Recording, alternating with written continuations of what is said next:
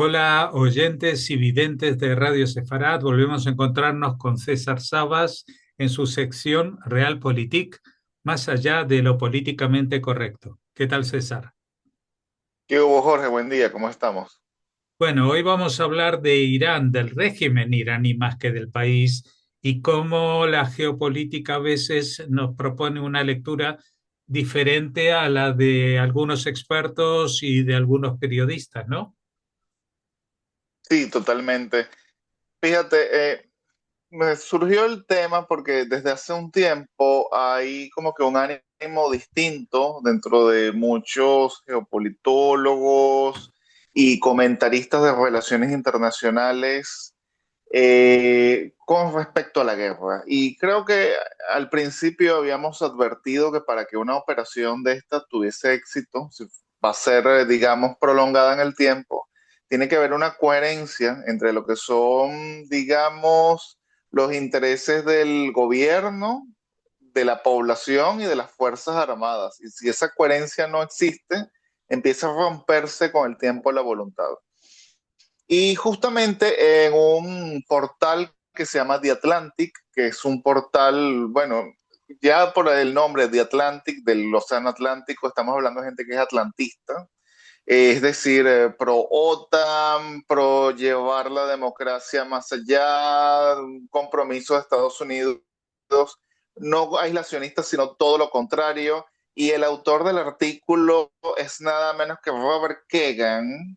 Robert Kagan es uno de los máximos neoconservadores de Estados Unidos, es decir, aquellos que más bien promueven el intervencionismo de Estados Unidos en el exterior para defender, digamos, lo que son los valores de la democracia, el libre comercio, mantener a sus aliados. Un señor que de paso es judío y sionista, esposo de Victoria Nuland. Victoria Nuland fue nada menos que la embajadora de Estados Unidos en la OTAN. ¿Por qué hago toda esta introducción? Porque saca, y de paso, hasta hace poco, uno de los pocos propagandistas o defensores de la guerra de Estados Unidos en Irak. Es decir, cuando ya todo el mundo había perdido la fe, este señor todavía la defiende en Irak, el derrocamiento de Hussein. Porque este señor acaba de publicar un artículo que se llama Jaque Mate en Irán. Y dice, Washington no puede revertir ni controlar las consecuencias de perder esta guerra. Y en el artículo, cuando lo vamos leyendo, él prácticamente ya la da por perdida y está diciendo que las únicas opciones que le quedan a Trump es o cantar victoria e irse, que sería muy malo para Estados Unidos, o buscar cambiar, digamos, el curso de la guerra que podría terminar siendo todavía peor. Y esto es muy llamativo porque es un señor con larga, digamos, largo historial anti-régimen iraní, largo historial pro-intervencionista de Estados Unidos, y él se basa en un hecho muy específico, pero que es fundamental. Y esto es justamente geopolítico. Geopolítica es la influencia de la geografía en la política. El control de Irán en el estrecho de Hormuz. Hasta el día de hoy, a pesar de todo lo que puede publicar el presidente Trump por las redes o lo que puede decir en una entrevista, lo cierto es que ese estrecho está cerrado y muy bien cerrado. Antes de la guerra pasaban por ese estrecho aproximadamente 120 buques metaneros y petroleros al día. Al día de hoy pasa entre 0 y 4 y tiene que ser por la vía que han trazado los guardias revolucionarios de Irán, por la que se le cobran un peaje. Estamos hablando de un peaje aproximadamente entre 2 y 3 millones de dólares por barco, dependiendo de la carga que tenga, pero más allá del peaje, que sería una fuente de ingreso fundamental para el régimen iraní, para reconstruirse y después mejorar su capacidad armamentística en el futuro, el detalle con este peaje es que Irán se reserva abusivamente, porque esto viola completamente el derecho internacional, se reserva el permiso a quien darle o no darle el permiso de paso por este estrecho. Y estamos hablando de un estrecho por el cual muchos países, a juro y porque sí, tienen que usar. No hay, por ejemplo, como cuando cerraron Bab el Mandeb los hutíes, bueno, se bordea toda África y se llega a Europa o al Atlántico, se le agrega varios días al viaje, sale mucho más costoso, pero hay una alternativa. Pero cuando estamos hablando de Bahrein, Emiratos Árabes Unidos, la misma Arabia Saudita, Kuwait, y vemos que este estrecho, si el barco no pasa por el estrecho, simplemente no llega al mar, o del mar no va a llegar a estos países. Es decir, Irán lo controla a su antojo. Y las únicas, digamos, los únicos esfuerzos que ha hecho Estados Unidos por quitarle el control a los iraníes han sido un fracaso, porque han logrado pasar algunos destructores de Estados Unidos, pero los iraníes han disparado. Disparan, digamos, cerca del buque, no disparan a hundir el buque, pero esto ha llegado un mensaje a los buques que están detenidos en el Golfo Pérsico y los que todavía no han llegado al Golfo Pérsico, es decir, los que no han pasado por el estrecho, de que si los iraníes se atreven a dispararle a un buque americano, aunque no lo hayan hundido, aunque no lo hayan dañado, si se atreven a dispararle a ese buque, quiere decir que pueden y tienen la voluntad. Y un buque, digamos, portacontenedores o petrolero, no es un destructor de Estados Unidos, lo cual quiere decir que él sí será impactado y sí será dañado, como han habido los casos. Lo que hace que estas navieras no asuman el riesgo y simplemente no pasen por ese estrecho. Y cada día que el estrecho no pasa, es un día que hay menos petróleo y menos gas en el mercado internacional. Actualmente los precios están contenidos por encima de los $100 a través de una operación de manipulación del mercado que están haciendo los gobiernos, no solamente el de Estados Unidos, sino los occidentales, la venta masiva de las reservas y, digamos, comprar petróleo futuro, y eso los está manteniendo. Pero cuando vemos el precio del petróleo físico, es decir, el que se obtiene el día de hoy, las que obtienen el día de hoy las refinerías, está muy por encima de los 100, entre 150 y $160 por barril. Y cuando las reservas se gasten, pues evidentemente que habrá una subida exponencial. Aquí en Europa se piensa que ya para julio puede haber incluso racionamiento de gasolina. Es decir, si el estrecho no se abre para ese entonces, si Estados Unidos no hace una acción militar que cambie la tendencia actual, acá en Europa y posiblemente también en Estados Unidos empezará a haber un caos económico. Y esa es la carta que están jugando los iraníes. Ahora, ¿por qué yo digo todo esto y por qué soy un poco disruptivo? Porque muy a menudo se hace el análisis de que quien está ganando la guerra es quien está, digamos, proporcionándole más bajas al enemigo. Entonces se dicen, han muerto tantos iraníes, Estados Unidos e Israel han tenido éxitos tácticos que son innegables, que han matado a varios altos funcionarios iraníes y cabecillas de la Guardia Revolucionaria iraní. También se cita mucho, por ejemplo, la destrucción de la Armada iraní, pero estos son datos que hay que verlos con un poco de lupa.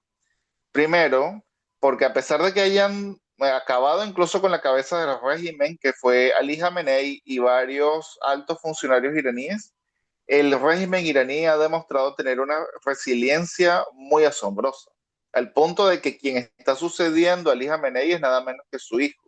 Y al parecer las figuras que están quedando dentro del régimen son todavía más radicales que las anteriores.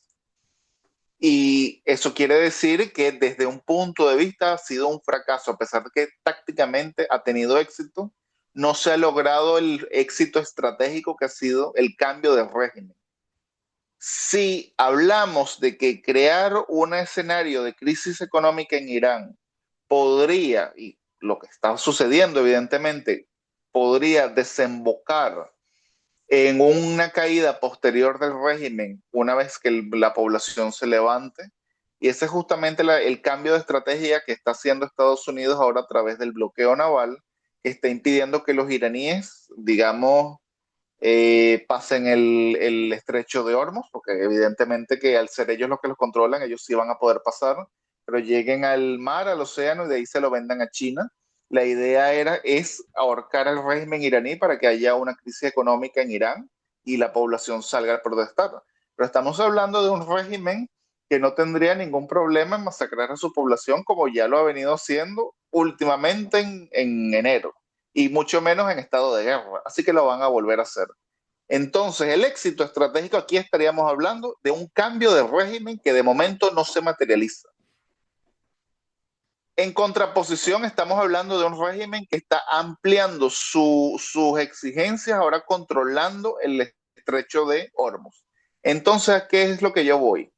En las guerras las ganan quien logra doblegar la voluntad del enemigo, no quien logra destruir más tanques y más barcos, sino quien logra doblegar la voluntad del enemigo o en su defecto aniquilarlo. Y en estos momentos no estamos en ninguno de los dos escenarios.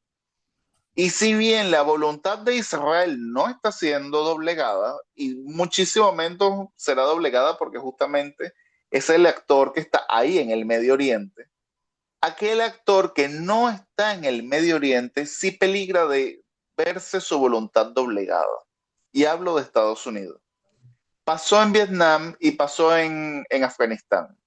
Cuando vieron que una guerra lejana les estaba saliendo demasiado costosa y la población empieza a verla con mala voluntad, es decir, la guerra empieza a hacerse impopular, la población empieza a elegir a los políticos que más bien la van a sacar de esa guerra. Y en una última encuesta que acaba de salir por YouGov.com, según esa encuesta, ya en estos momentos el 62% de los americanos piensa que esta guerra en Irán la perdió Estados Unidos o por lo menos inevitablemente la van a perder. Y estamos hablando de una guerra en la cual no se hizo un trabajo previo por convencer a la población.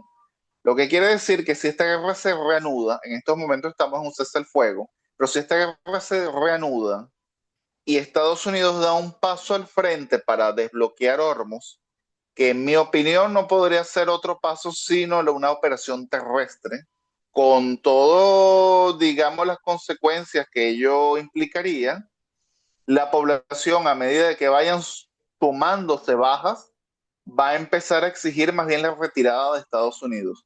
Y si el régimen iraní queda en pie, pues serían ellos los que ganen, porque estamos hablando de un régimen que se mantuvo hasta el final. En, tanto en Afganistán como en Vietnam, Estados Unidos le impuso muchas más bajas al enemigo, tanto a los talibanes como al régimen del Viet Minh de los comunistas vietnamitas. Y sin embargo, fueron ellos los que terminaron ganando la guerra. La diferencia, y es lo que dice Robert Kagan, y aquí yo lo apoyo en su apreciación, tanto las derrotas como de Afganistán como de Vietnam pudieron ser revertidas en el tiempo e incluso hasta ignoradas. ¿Por qué? Tanto Afganistán como Vietnam estaban en zonas geográficas que no eran tan importantes a nivel mundial y podían, digamos, echársele un poco de tierra. Y tampoco tuvieron tantas implicaciones geopolíticas. Pero Irán está en el Medio Oriente y controla nada menos que el tránsito de todos los hidrocarburos que de ahí salen. E inclusive ciertas alternativas que se comentan, como por ejemplo el puerto de Jeddah en Arabia Saudita o un puerto que tienen los Emiratos Árabes directamente al Golfo de Omán y evitarían el estrecho de Hormuz, quedan dentro del área de los misiles y los drones iraníes. Así que pueden ser igual atacadas y a estos países solamente le quedarían el estrecho de Hormuz. Pero fundamentalmente, desde la Segunda Guerra Mundial, Estados Unidos se presenta ante el mundo con una premisa. Yo soy el garante del comercio mundial. Yo soy el país que va a tener la gran armada. Soy el sucesor de la Gran Bretaña. Y literalmente así se siente. Soy el sucesor de la Gran Bretaña. Mis barcos van a estar en los océanos, en los mares.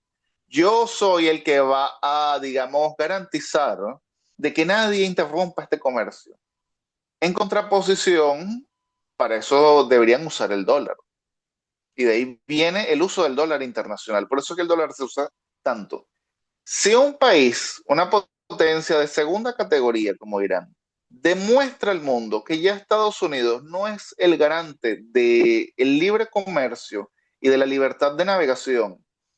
Y más aún, esta potencia de segunda categoría le dice al mundo que ellos pueden, digamos, de forma unilateral, alterar el derecho internacional marítimo al anexionarse un paso natural para cobrar peajes y extorsionar y hacer actos de piratería.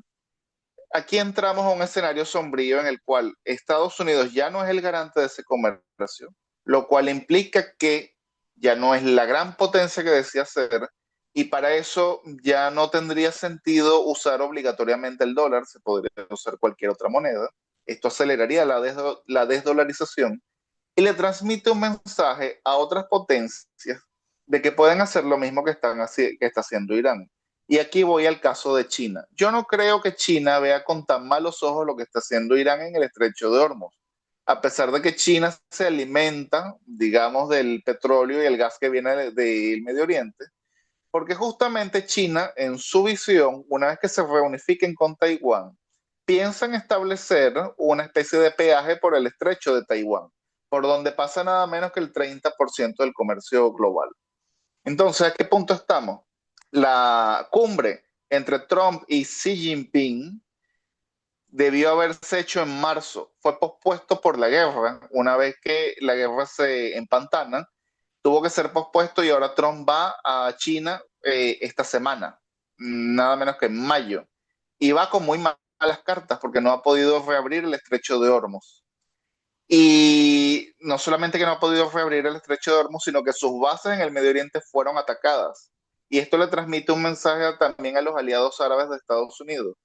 Estas bases no impiden que seas atacado por Irán, más bien puede ser, digamos, un blanco fácil y también se está demostrando que Estados Unidos no tenía la capacidad de defenderla. En contraposición, China va con muchas cartas porque China no está en el Medio Oriente, China no está luchando en el Medio Oriente, China es el gran comprador. De paso, China tiene relaciones diplomáticas con todos, tanto con Israel como con los árabes, como con Irán, y realmente no está perdiendo nada con esta guerra. Y no sé realmente mucho que van a negociar Estados Unidos y China, pero en estos momentos China está en una posición muy cómoda. De hecho, hace unos 2, 3 años, si mal no recuerdo, fueron los que lograron que Arabia Saudita e Irán iniciaran un proceso de normalización de sus relaciones. No sé si podrán hacerlo en esta ocasión, pero evidentemente que Estados Unidos está mostrando como el actor en el Medio Oriente que no pudo controlar sus acciones. Y aquí vamos a una duda que tenemos. ¿Por qué sucedió todo esto?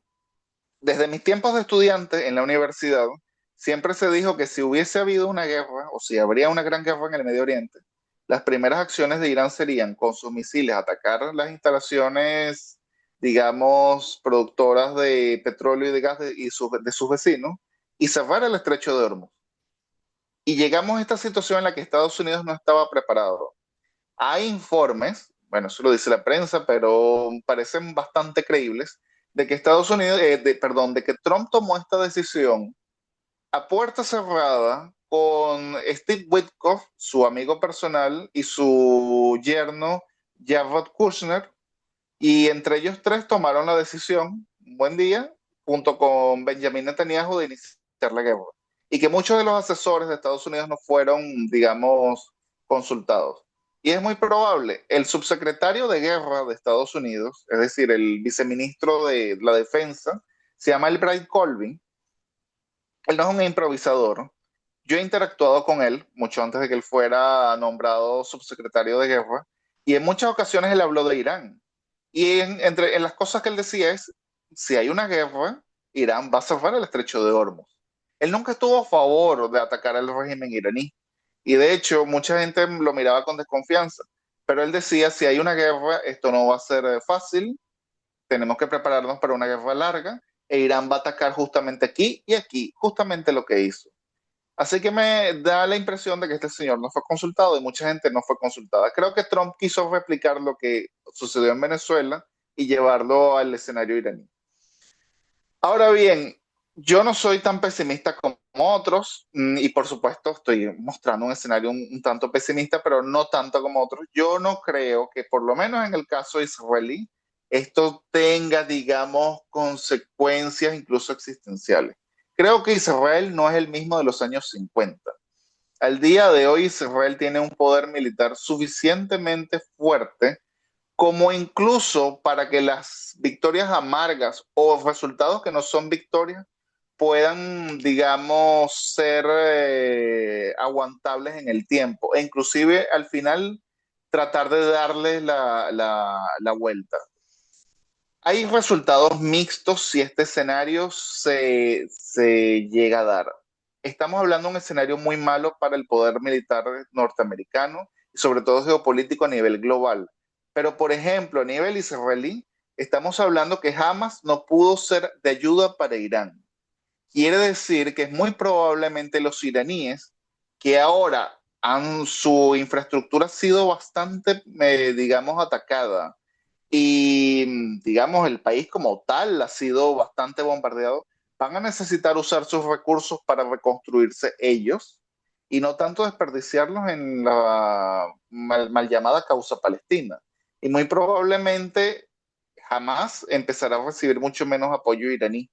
Muy probablemente incluso el Hezbollah tendrá que recibir muchísimo más apoyo que hacia Hamas, porque es también otra milicia que ha sido bastante golpeada, en este caso por Israel, que tendrá que reconstruirse. E Irán va a tener que priorizar sus recursos, inclusive aún así vengan del cobro de peaje en el estrecho de Hormuz. Entonces estamos hablando de, digamos, unos escenarios con, hasta el día de hoy, la guerra no se ha acabado, pero hasta el día de hoy, con unos resultados mixtos. El otro detalle es que si bien el régimen iraní con la nueva gente que está es todavía más radical que el régimen iraní con Ali Khamenei, los nuevos guardias revolucionarios tienen una visión estratégica un tanto distinta. Ali Khamenei se concentraba demasiado en el financiamiento de milicias y redes por todo el Medio Oriente. Los nuevos guardias revolucionarios consideran que el verdadero poder de Irán está en el desarrollo de sus capacidades convencionales. Entonces, es probable que estos guardias revolucionarios más bien se enfoquen en su capacidad misilística y, digamos, construir una fuerza aérea más poderosa e inclusive una marina más poderosa y dar mucho menos dinero a las milicias. Desde ese punto de vista, pues creo que le llegaría menos dinero a los grupos palestinos, que, repito, han demostrado ser bastante incapaces para hacer algo en favor de Irán. Es decir, Irán ha malgastado todo su dinero en los palestinos y de retorno no hay absolutamente nada. Pero bueno, eso se verá muchísimo más adelante. El hecho que le quiero transmitir a la audiencia es que pues tengo una visión un tanto distinta, tanto lo que podría ser un escenario bastante pesimista, que no lo creo así, como el escenario súper optimista en el cual se ve que el régimen iraní está siendo destruido. Creo que más bien en vista de muchas improvisaciones y un esfuerzo de guerra que no estaba bien planificado desde el principio, puedes terminar siendo todo lo contrario. Creo que incluso un régimen que estaba a punto, o bueno, no digamos que a punto, pero bastante tocado en enero, puede verse fortalecido, incluso desde un punto de vista popular, ¿no? Creo que las guerras y los bombardeos, y sobre todo cuando están mal planificados, muchas bombas han caído en zonas civiles, inclusive en una escuela que mató a más de 170 niñas. Eso termina transformando, digamos, la visión que tienen muchos ciudadanos de pie, tanto del régimen como de la supuesta ayuda del exterior. También creo que estos, digamos, va y viene de Trump, que en un momento dice que quiere un cambio de régimen, luego dice que lo que quiere es negociar con el régimen y llevársela de maravilla, como está pasando con Venezuela, hace que muchos iraníes puedan sentirse traicionados. Bueno, al final, ¿qué es lo que estoy haciendo yo saliendo a la calle, arriesgando mi vida, cuando este señor puede perfectamente negociar con el ayatollah. Incluso llegó a decir que él lo que quería era controlar el estrecho en conjunto y le dijo a la periodista, bueno, será gestionado por mí y por el ayatollah. Creo que ese tipo de comentarios pega, pero eso demuestra justamente cuando no hay una preparación de antemano y eso lleva consecuencias. Pero en el caso de Israel, muchos, digamos, en el Medio Oriente sueñan con una derrota de Israel y que lo van a erradicar. Israel no es el Israel de los años 50. Al día de hoy, inclusive podría tener, digamos, traspiés y aún así recuperarse. Es un Israel muy distinto. Es un país que llegó para quedarse y eso lo tienen que asumir sus vecinos. Sus vecinos, incluso aquellos que no lo quieren asumir. Entonces, desde este punto de vista, yo le digo a la audiencia que no se sienta tan intranquila con el análisis que estoy haciendo, porque inclusive con un acierto geopolítico que está haciendo Irán controlando el estrecho de Hormuz, al día de hoy estamos muy lejos del fin de Israel. Solo que no estamos en un escenario tan optimista como el que se vendió a principios de marzo. Y, pero a pesar de todo, la guerra no ha culminado. Tenemos que ver cuál va a ser la próxima carta que va a sacar Trump.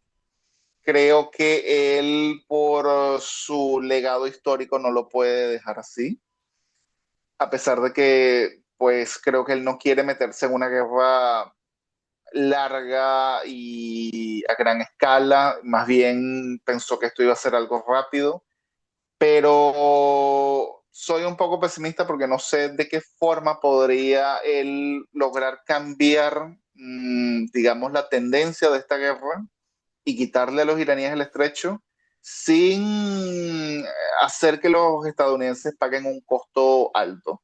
Y como lo expliqué, el pueblo norteamericano no estaba preparado para esta guerra, ni siquiera se le había preguntado su opinión y muy probablemente ya sea tarde para hacer un cambio en la percepción. Pues te agradecemos mucho, César Sabas, este análisis tan profundo y a veces alternativo a los que estamos escuchando estas últimas semanas.